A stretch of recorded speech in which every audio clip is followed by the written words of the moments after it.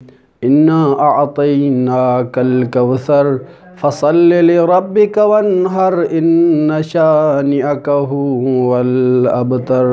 صلوات علی محمد وعلی محمد۔ اللہم صلی علی محمد وعلی محمد۔ خداوند تبارک و تعالی نے انبیاء کو انسان کی ہدایت کے لیے اس روئے زمین پر منتخب کر کے اپنے مخصوص بندوں کو بھیجا تاکہ اس انسان کی ہدایت ہو سکے، انسان بعد میں کوئی عذر پیش نہیں کر سکے۔ لہٰذا بہت سارے انبیاء آئے، انبیاء نے ہدایت کا اپنے طریقے سے انجام دیا۔ ہر نبی نے اپنے زمانے میں اپنے طور پر اپنے جو کار رسالت تھا اس کو انجام دیا۔ رسالت مآب کی زندگی میں ہم اگر دیکھتے ہیں تو رسالت مآب جب بھی کوئی تعارف کرواتا ہے رسالت کا تو وہ اپنے ساتھ کئی افراد کا تعارف کروا رہا ہے۔ صرف کہا کہ یہ رسالت میں اکیلا اس کام کو انجام دیا ہوں، ایسا نہیں کیا، بلکہ بہت سے مقامات پر اس نے بہت سی ہستیوں کا تعارف کروایا۔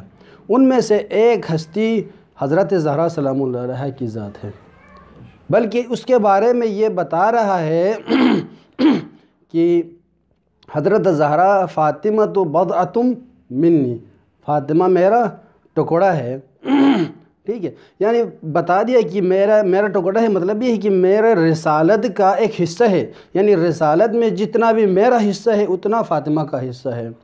دوسری روایات میں ہے فاطمہ تو ام ابیہا، فاطمہ اپنے باپ کے لیے ماں ہے۔ یہ کیسے ہو سکتا ہے کہ اپنی بیٹی ماں جیسی ہو؟ ماں جیسی نہیں بلکہ ماں ہے، روایت میں یہ ہے ماں ہے، یعنی کا ام ابیہا نہیں ہے بلکہ یہاں کیا ہے، ام ابیہا ہے، ہاں باپ کی ماں ہے۔ تو اس کا مطلب یہ ہے کہ جو میں نے مطالعہ کیا ہے کتب کا، اس میں یہ میں نے پڑھا کہ جب بھی رسالت مآب جناب خدیجہ کبریٰ اور فاطمہ بنت اسد کے وفات کے بعد اور ابو طالب کی جو وفات ہو گئی، اس کے بعد یہ عام الحزن کے بعد جتنے بھی مصائب پیغمبر اکرم پر وارد ہوتے تھے اس کو زہرا سلام اللہ علیہا اس کو فالو کرتی تھی۔ زہرا سلام اللہ علیہا ان کو سامنا کرتی، پیغمبر کی دلجوئی کرتی تھی۔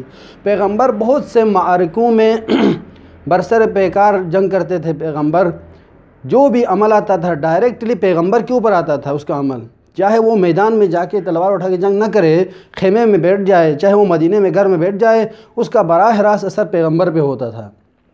تو پیغمبر تھکان محسوس کرتے تھے جنگ سے واپسی پر، یا واپس کہیں اس پہ اوپر مشکل پیش آتی تھی تو زہرا سلام اللہ علیہا گھر میں یا خیمے کے اندر پیغمبر کو دلاسا دیتی تھی اور اس کے زخموں کو مرہم کرتی تھی اور اس کے ساتھ دلاسا دے کے اس کو کسی چیز کی کمی محسوس ہونے نہیں دیتی تھی۔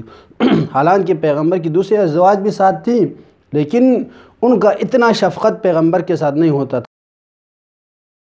حضرت زہرا سلام اللہ علیہا کی ہم زندگی کو تقسیم کریں تو دو حصوں میں تقسیم ہو جاتی ہے، اور دوسری صورت ہے وہ دو اور تین حصوں میں تقسیم ہو جاتی ہے۔ پہلی صورت یہ ہے کہ ایک نبوت کے گھر میں، نبوت و رسالت کے گھر میں، دوسری حصہ ہے وہ کیا ہے، امامت کے گھر میں۔ اب امامت کے گھر میں خود اس کا اپنا ایک ذاتی فعل ہے اور ایک دوسروں کے لیے ایک دوسری طرف سے ہے، یعنی ایک سیاسی پہلو ہے، ایک مذہبی پہلو ہے۔ دونوں طریقے سے بہترین طریقے سے علماء نے گفتگو کی ہے۔ سب سے پہلے جو رسالت مآب کے گھر میں جو پرورش ہے حضرت زہرا سلام اللہ علیہا کی، وہ یہ ہے کہ جب بھی پیغمبر، یعنی پیغمبر کا جو الفت تھا زہرا کے ساتھ، وہ اس طرح آیا ہوتا ہے کہ روایات میں ہے کہ جب بھی پیغمبر کسی جنگ کے لیے جانا ہو یا سفر کے لیے جانا ہو یا کسی تبلیغ کے لیے نکلنا ہو تو جب مدینے سے نکلتے تو سب سے آخر میں زہرا سلام اللہ علیہا کے گھر سے رخصت ہوتے تھے کہ بیٹی میں جا رہا ہوں، سفر پہ ہوں، لہٰذا میں رخصت ہونا چاہتا ہوں۔ جب مدینے میں وارد ہوتے تھے، واپس آتے تھے، پلٹ کر آتے تھے تو سب سے پہلے دوسرے ازدواج بھی تھی، اس کے اصحاب بھی تھے، ملاقات میں ان سے پہلے نہیں کرتے تھے، جا کے زہرا سلام علیہا کے گھر پہ سلام کرتے تھے زہرا کو، اس کے بعد رخصت کر کے واپس دوسرے اصحاب، دوسرے ازواج کے ساتھ جا کے ملاقات کرتے تھے۔ یہ پیغمبر کا وتیرہ تھا، جب بھی باہر جاتے تھے وہ زہرا سے آخر میں ملاقات، جب بھی پہلے آتے تھے زہرا سے پہلے ملاقات کرتے تھے۔ یہ ایک انسیت کی علامت ہے، دلیل ہے کہ حضرت زہرا کے ساتھ یعنی کتنا محبت تھا پیغمبر کا۔ یہ تھا رسالت مآب کے گھر میں۔ رسالت مآب کے گھر میں ہم نے دیکھا کہ روایات کا مطالعہ کرنے سے، کتب اسلامی تفاسیر میں بھی لکھا ہے، بہت ساری جگہوں پر لکھا ہے اس بات کو کہ ہمارے جو زمانے ہیں اس کا طور طریقہ کچھ اور ہے۔ والدین کا حسن سلوک اولاد کے ساتھ، اولاد کا حسن سلوک والدین کے ساتھ، کہ کوئی بھی باپ بیٹی آ جائے تو اٹھ کھڑے ہو کے بیٹی کا احترام کے لیے کھڑے ہو کے اپنی جگہ پر نہیں بٹھاتا ہے۔ اس زمانے میں پیغمبر جب آتے تھے، یعنی زہرا باہر سے تشریف لاتی تو پیغمبر کھڑے ہوتے تھے، وَأَجْلَسَ فِي مَجْلِسِهَا، وَأَجْلَسَ فِي مَجْلِسِهَا، یعنی زہرا کو اپنے جگہ میں بٹھا دیتے تھے۔ رسالت مآب اتنا اہتمام کیوں کرتے تھے؟ اس کے پیچھے کوئی نہ کوئی راز تھا جس کی بنا پر زہرا سلام علیہا کو اتنی غیر معمولی اہمیت دیتے تھے رسالت مآب، کیونکہ خاندان وحی ہے، خاندان عصمت و طہارت ہے۔ مستقبل کے بارے میں علم پیغمبروں اور عصمت کے حامل افراد کے پاس ہونے کے بارے میں ہمارے پاس مسلم ہے کہ وہ لوگ مستقبل کے بارے میں اور اس سے پہلے اور حال اور مستقبل تینوں زمانوں کے بارے میں وہ لوگ آگاہ ہوتے ہیں اس بارے میں۔ تو رسالت مآب نے اتنی بڑی اہمیت دی حضرت زہرا کو، یہ کس وجہ سے؟ یہ اس وجہ سے کہ تاکہ میری بیٹی بعد میں جو مخالفین ہیں، سازشی عناصر جو چھپ کے بیٹھے ہوئے تھے، وہ نکل کر زہرا سلام اللہ علیہا کو اذیت نہ دے، کیونکہ پیغمبر نے بہت سارے جنگوں میں جو یہود اور نصارہ تھے ان کو بہت شکست فاش دی ہے، اور ان کے بڑے بڑے اور سلاطین عرب تھے ان کو ختم کیا ہے، ان کو زیر و زبر کر کے رکھ دیا تھا جنگوں میں۔ تو اس کے ساتھ حضرت علی علیہ السلام کا رشتہ بھی منسلک ہونے پر علی کے جو دشمن تھے، پیغمبر کے دشمن تھے، دونوں مل کر زہرا کو کہیں نہ ستائے۔ اس وجہ سے پیغمبر نے اتنی اہمیت دی تاکہ لوگوں کو پتہ چل جائے، زہرا کی اہمیت معلوم ہو جائے۔ اس کے علاوہ بہت سی قرآنی آیات ہے، یعنی آیات ہے اور روایت دلالت کرتی ہیں، لیکن وقت میں گنجائش نہیں کہ ہم ان سب کو بیان کریں یہاں پر۔ تو حضرت زہرا سلام اللہ علیہا وحی کے گھرانے میں، نبوت اور رسالت کے گھرانے میں اس کا طور طریقہ کار یہ تھا۔ اب اس کے باوجود بھی اگر ہم نہ دیکھیں رسالت مآب کا یہ طریقہ کار، رسول اللہ کا اٹھ کے اپنی جگہ پر جگہ دینا، زہرا سلام، اگر اس کو نہ دیکھیں، اس کے علاوہ بھی قرآنی آیات کی تطبیق حضرت زہرا سلام اللہ علیہا پر ہمارے مجتہدین کرام نے کی ہے، جیسا کہ ہمارا آیت مباہلہ ہے، اس میں ہے کہ تم اپنے بیٹوں کو لے آؤ، ہم اپنے بیٹیوں کے لے آؤ، فَأَبْنَاءَنَا وَأَبْنَاءَكُمْ وَنِسَاءَنَا وَنِسَاءَكُمْ وَأَنفُسَنَا وَأَنفُسَكُمْ ثُمَّ نَبْتَهِلْ فَنَجْعَلْ لَعْنَةَ اللَّهِ عَلَى الْكَاذِبِينَ۔ یہاں پر ابناءنا سے مراد انفسنا، ابناءنا سے مراد کون؟ نساءنا سے مراد کون ہے؟ حضرت زہرا سلام اللہ علیہ کی ذات ہے۔ حضرت زہرا کے لوگ کوئی نساء عورت وہاں پر ہے ہی نہیں۔ حضرت زہرا کو مباہلے میں لا کر اس آیت کا مصداق قرار دیا اور بتا دیا کہ دیکھو آج کے بعد جتنے بھی عورتیں ہوں گے، عورتوں کو اپنے حق کے لیے نکلنا ہوگا۔ حضرت زہرا نے وہاں پر بتا دیا مباہلے کے میدان میں، چاہے وہ حل عطا کا نزول ہو یا آیت تطہیر کا نزول ہو، سب میں حضرت زہرا شامل ہے۔ یہ تھا وحی نبوت اور رسالت کے گھرانے میں حضرت زہرا کا کردار اور فضیلت اور اہمیت وحی کے گھرانے میں۔ اب جب حضرت زہرا سلام اللہ علیہا، مختصر یہ کہانی بہت لمبی ہے، واقعات روایت بہت ہے، لیکن مختصر کریں گے کہ جب رسالت اور نبوت کے گھر سے امامت کے گھر منتقل ہوئی، تو آیا زہرا کا جو طور و طریقہ ہے، آیا وہ نبوت کے گھرانے سے منتقل ہونے کے بعد امامت کے گھرانے میں وہی طور و طریقہ ہے یا کچھ اور ہے؟ جیسا کہ آج کل کے ہمارے خواتین کا ہوتا ہے کہ کوئی بھی باپ کی لاڈلی گھر سے منتقل ہو کے شوہر کے گھر آ جاتی ہے یا کسی دوسرے گھر میں جاتی ہے، اگر وہاں پر بھی لاڈلی ہے، ادھر اگر لاڈلا اس کے لیے نہ ہو تو بہت سارے مسائل ہوتے ہیں، اس کے شوہر کو بہت سارے مسائل سہنا پڑتا ہے، غیر ضروری چیزوں پر اس کو یعنی اپنے آپ کو پریشان کرنا پڑتا ہے۔ آج کے زمانے میں یہ مشاکل ہوتے ہیں، تو لہٰذا حضرت زہرا سلام اللہ علیہا کے طور طریقے میں کوئی تبدیلی نہیں آ گئی ہے۔ رسالت مآب کے گھر میں رسالت مآب سے کبھی کوئی چیز طلب نہیں کی تھی، علی کے گھر میں آ کے بھی علی سے کوئی چیز طلب نہیں کر رہی ہے۔ وہ واقعہ مشہور ہے کہ کوئی فقیر نے، کسی نے آ کے سوال کیا کہ ہمیں کھانا چاہیے، حضرت علیہ السلام نے گھر میں پیغام بھیجا، یا زہرا کوئی کھانا ہے تو دے دیجیے گا، فقیر آیا ہے، سوال سائل آ گیا ہے۔ زہرا سلام اللہ علیہا نے کہا یا علی، جو کچھ 2-3 دنوں سے بچا تھا میں اپنا پیٹ کاٹ کے اپنے کے حصے کا اور حسنین کا حصہ بچا کے آپ کو کھلا رہی تھی۔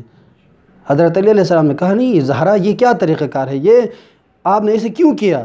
تو حضرت علی علیہ السلام نے یہ سوال کیا، زہرا سلام اللہ نے کہا میں تمہیں زیادہ زحمت نہیں دے سکتی اپنے حد سے، جس کا آپ قدرت نہیں رکھتے تھے، اس وجہ سے میں آپ کو زحمت نہیں دے سکتی تھی۔ دیکھو زہرا کا طریقہ کار علی کے گھرانے اور پیغمبر کے گھرانے اور علی کے گھرانے میں ایک جیسا ہے، بالکل فرق نہیں ہے۔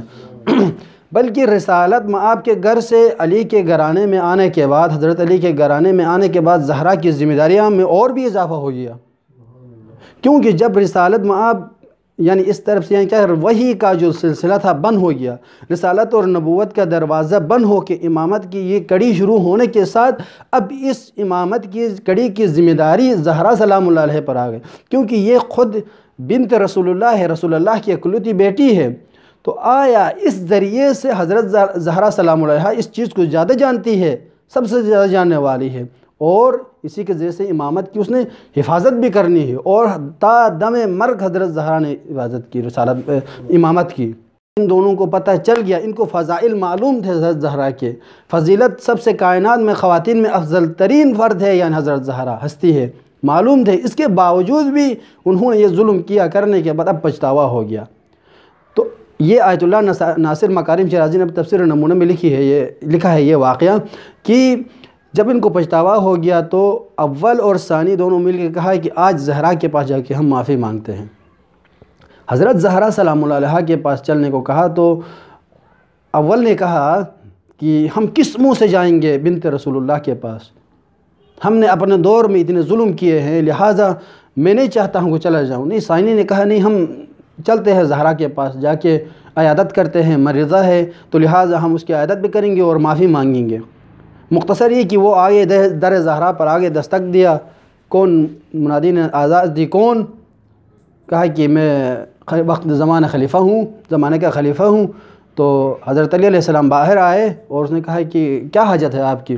تو زہرا سے ملنا چاہتے ہیں، حالانکہ گھر علی کا ہے، ٹھیک ہے، لیکن پھر بھی علی علیہ السلام نے زہرا سے رضایت طلب کرنے کے لیے گیا۔ میں زہرا سے پوچھتا ہوں، میں زہرا سے پوچھ لیتا ہوں تاکہ زہرا کا نظریہ اس بارے میں کیا ہے۔ زہرا بیٹھی ہوئی تھی، مرض میں تھی، بیماری کے بسترے پر تھی، تو حضرت زہرا سے حضرت علیہ السلام نے پوچھا کہ وقت کا حاکم آیا ہے آپ سے ملنا چاہتا ہے۔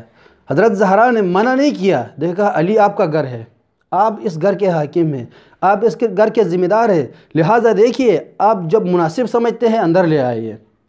تو حضرت علی علیہ السلام نے مختصر ان کو اجازت دی، دینے کے بعد اندر آ گئے۔ اندر انٹر ہونے کے بعد حضرت زہرا علیہ السلام اپنے پشت کو ان کی طرف کر کے حجرے میں بیٹھی ہوئی تھی، دیوار کی طرف رخ کر کے بیٹھی ہوئی تھی، تو پیچھے سے ان دونوں نے آ کے سلام کیا۔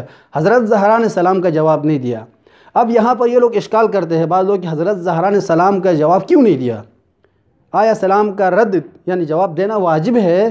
تو یہاں پر علماء نے بیان کی ہے، وہاں پر آیت اللہ نے بھی، ناصر مکرم شیرازی نے بھی اس بات کو بیان کیا ہے کہ یہاں پر یہ جو سلام تھا وہ سلام جو عام طور پر ہم کرتے ہیں یہ نہیں، بلکہ وہ سلام اذن کے مقابلے میں تھا۔ اذن لیا تھا انہوں نے، تو حضرت زہرا نے یعنی اذن اجازت نہیں دی ہے، اندر آنے کی اجازت علی نے دی ہے، علی کا گھر تھا، علی نے اجازت دی ہے، زہرا سلام علیہا نے اجازت نہیں دی ہے۔ تو مختصر بیٹھ گئے، بیٹھنے کے بعد حضرت زہرا سلام علیہا سے مخاطب ہو گئے حکمراں وقت کے حاکم، کہا کہ بنت رسول اللہ ہم سے غلطی ہوئی، ابھی آپ ہمیں معاف کر دیجئے، لہٰذا بہتر یہ ہے کہ ہمارا عاقبت خراب نہ ہو۔ تو حضرت زہرا سلام علیہا نے وہ احادیث سب کچھ بتا دیا کہ الحق مع العلی والعلی مع الحق، حالانکہ فرمایا ہے علی حق کے ساتھ ہے، حق علی کے ساتھ ہے۔ میرے بارے میں کہا کہ میں بضع رسالت ہوں، اس کے علاوہ کہا کہ فاطمہ کے غضب سے خدا میں ناراض ہوتا ہوں، میں ناراض ہوں تو اللہ ناراض ہوتا ہے۔ یہ سب احادیث ان کو یاد دلایا، تو کہا کہ ہاں اس ٹائم ہمیں یاد نہیں آ گیا احادیث، یا کسی اور عذر کو پیش کر کے انہوں نے ٹال مٹول کرنے کی کوشش کی۔ تو حضرت زہرا سلام اللہ علیہا نے کہا کہ یا علی ان کو نکال دے گھر سے باہر کے۔ حضرت زہرا نے ان کو معاف نہیں کیا، نکل گئے۔ نکلنے کے ساتھ خلیفہ اول نے دروازے پر نکل کر شور مچایا، یا اے مدینہ والو ہم برباد ہو گئے، رسول کی بیٹی نے ہمیں معاف نہیں کیا، ہم نہ دنیا میں کسی چیز کے رہے، نہ ہم آخرت میں کسی کام کے رہے۔ لہٰذا ہم برباد ہو گئے۔ اتنے میں یہ شور مچا رہا تھا، خلیفہ ثانی نے اس کا منہ بند کروایا، کہا کہ کچھ مسئلہ ہو گیا ہے، اس کو لے کے جا کے معاملے کو ختم کر دیا۔ اتنا سارا ظلم کیا انہوں نے۔ ان کو معلوم تھا کہ حضرت زہرا سلام علیہا نے ابھی اگر یہ لوگ حضرت زہرا کو مقام دیتے تو ان کو یہ ان کی کرسی باقی رہنے والی نہیں تھی مدینے میں، ان کی حکومت ختم ہو جاتی تھی۔ کیوں؟ کیونکہ اسی آیت اللہ ناصر مکارم شیرازی نے کہا کہ ابو بکر نے حضرت زہرا سلام علیہا کو فدق کا پروانہ لکھ کے دیا تھا، یہ الفاظ ہے، فدق کا پروانہ ابو بکر نے حضرت زہرا کو لکھ کے دیا تھا، عمر کے ہاتھوں منتقل کر رہا تھا کہ یہ عمر آپ اس کو آگے پہنچا دے۔ تو عمر نے پوچھا یہ کیا ہے؟ یہ فدق کا پروانہ ہے، زہرا کے نام پہ ہے یہ۔ تو عمر نے اسی جگہ پر پھاڑ دیا کہ کیا کر رہے ہو؟ ابھی آپ اگر زہرا کو فدق دو گے تو اس فدق کو وسیلہ بنا کر تمہارے اس خلافت سے بھی تمہیں گرا دے گی زہرا، کیونکہ یہ ایک ہی دلیل ہے ہمارے پاس۔ دو چیزیں ہیں فدق کے ذریعے سے، ایک یہ کہ ہم اپنے اس منصب کو باقی رکھ سکتے ہیں، دوسرا یہ ہے کہ ہم اس کے ذریعے سے اپنے اقتصادی مشکلات کو حل کر سکتے ہیں۔ جہاں پر ہم جنگی اخراجات کہاں سے پوریں گے؟ اگر ہم اس کو زہرا پہ منتقل کر دیں گے تو زہرا یتیموں مسکینوں فقیروں میں خرچ کر دے، خود زہرا کو اس چیز کی ضرورت نہیں ہے۔ جب سارے یتیم فقیر مسکین پہ خرچ کرے گا تو تمہارے حکومت کے نیچے کون آئے گا؟ تو لہٰذا یہ اس طرح کی حماقت نہیں کرو۔ اس نے ہاتھ میں ہی لا کے پھاڑ دیا۔ یہ زہرا نے سب سے پہلے جنگ یہاں پہ لڑنے کے بعد سیاسی جنگ کا آغاز کیا، اور دفاع ولایت کا پہلا احتجاج حضرت زہرا سلام اللہ علیہا نے کی، ٹھیک ٹھاک احتجاج کی، دربار تک گئی، جا کے اس نے حق مانگا، پھر بھی وقت کے حکمران نے حق نہیں دیا۔ تیری تنہائی ہے